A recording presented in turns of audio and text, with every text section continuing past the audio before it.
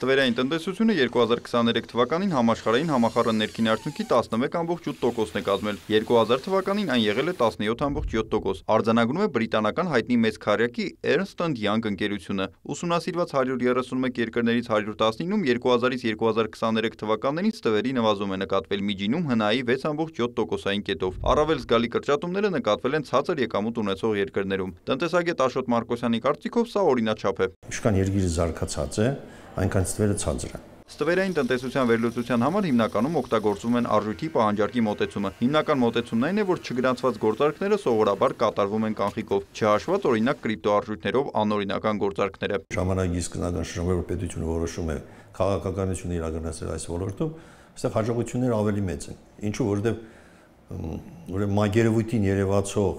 խախտումները ավելի հեշտ է, եւ բնականաբար ժամանակի ընթացքում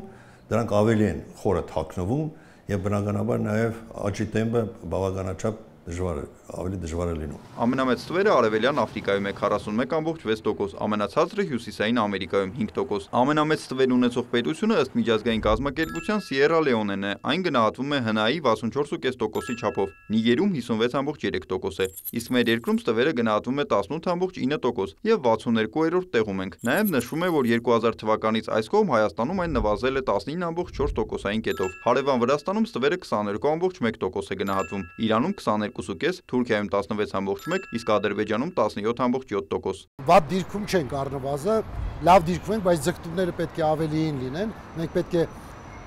ՀՆԱ-ի ստվերային մասը աստիճանաբար նվազեցնենք եւ այդտեղ պետք է նոր օրենքներ, կարծում եմ, հատկապես կրիպտոարժույթների կիրառման մասով, կանխիկի մասով բավականին լուրջ փորձրական փոփոխություններ արել ենք, բայց դեռևս աշխատանքներ կան, անելիքներ կան եւ նաեւ ամենակարևորը նշեմ, որ այնպես չի, որ կոշտ վարչարարությունը ստվերը կրճատում է։ Ինքը մի կետից սկսում է լրացուցիչ ստվեր ավելացնել, որովհետև կոշտ վարչարարության արդյունքում որոշակի գործարարներ իրենց գործունեության մի մասը այլևս ցույց չեն տալի հարկային տեսչությանը։ Աշխարհի համար 1 տնտեսություն համարվող ԱՄՆ-ում ստվերի մակարդակը 5% է գնահատվում, Չինաստանում 20,3%։ Սերգեյ Բագրատյանի խոսքով այստեղ կարևոր է նաև մեթոդաբանությունը։ Միջազգային կառույցները այլ մեթոդոլոգիայով են նայում, մեր կառույցները այլ։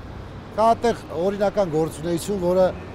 նույնպես ստվեր է դիտարկում, օրինակ ավտոտնակի վաճառքը քաղաքացին չի ներկայացնում, բայց ի վերջո դա կարող է դիտարկվել որպես ստվերային գործարք։ Եվ նաև ստվերային են համարվում հարկային տեսչության չհայտված բոլոր տնտեսվարող տեղեկությունները եւ այդ իմաստով կարող են տարբեր թվեր ստանալ կախված տարբեր մեթոդներից։ Զարգացած տնտեսությունների ստվերայնության ցածր մակարդակի հետ համեմատվել չենք կարող, սակայն ցուցանիշները ավելի լավը դարձնել հնարավոր է, կարծում է փորձագետը։ Հավելում, հարկերը ձևավորում են այն միջավայրը, որ երկիրը դարձնում է ավելի գրավիչ։ Վճարները, որոնք արվում են պետությանը հարկերի տուրքերի պարտադիր վճարների տեսքով, դրանք նույնպես օգտագործվում են հանրության համար։ Հանրության մտաղ սերնդի դաստիարակության, կրթության, առողջապահության, նկատենք, որ նաև մեր երկրում